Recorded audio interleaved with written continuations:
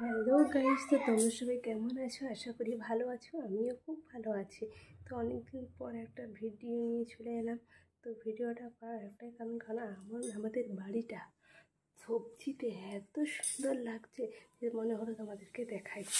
না দেখালে খুব অনেকদিন ধরে মনে হচ্ছিল দেখাবো, কিন্তু সময় হয়ে উঠছিল না। তো আজকে রান্নাবান্না হয়ে গেলো, 12টা 15 বাজে। তো চলো তোমাদেরকে দেখাই, চলো। আমার মেয়ে আছে বসে, তাই বলছি চ যে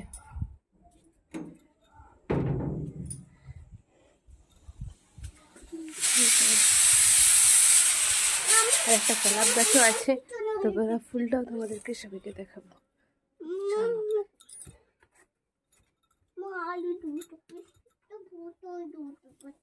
চলো,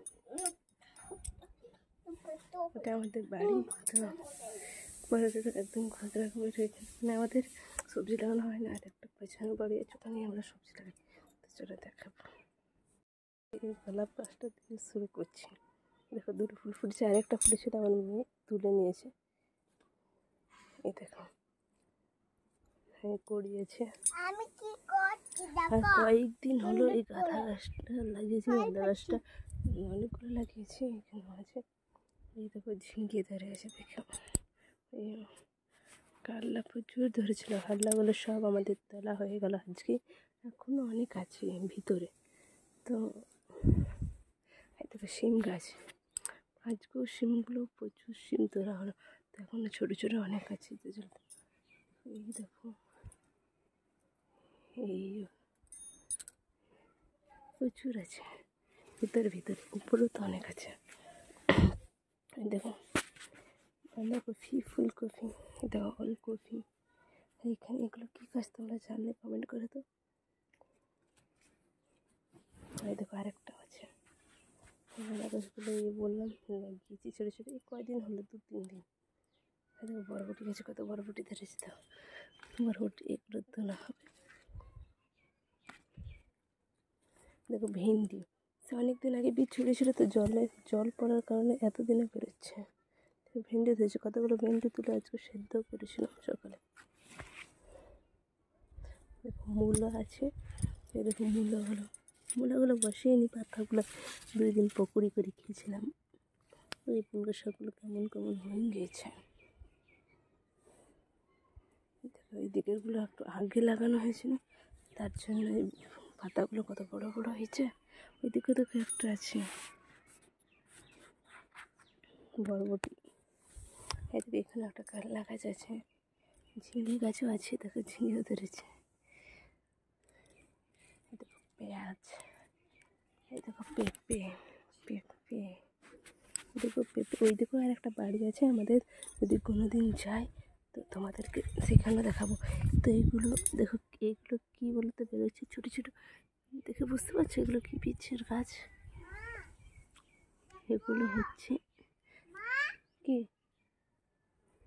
ধনে পাতা। দেখো একটা হলুদ, দেখো এখানে একটা হলুদ আছে। এগুলো কি বলে তো আহির।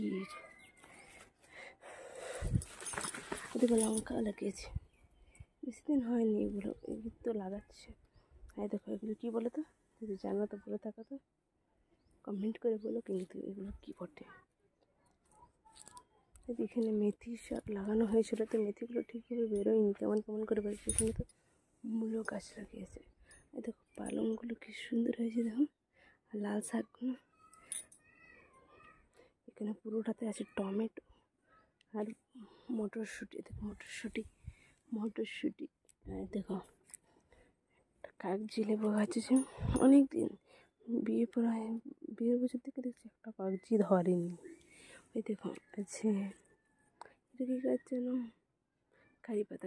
দেখো সরবতি আলু। আর কাঁঠাল গাছ আছে। দেখো একটা কাঁঠাল গাছ কেটে ফেলা হয়েছে। পেয়ারা গাছ আছে, পেয়ারা গাছ মিশে গেছে। আর একটা ডালিম গাছ দেখতে পাচ্ছ। ওই দিকে একটা আছে অনেক সুন্দর, ওই দিকটা তোমাদের সঙ্গে শেয়ার করবো।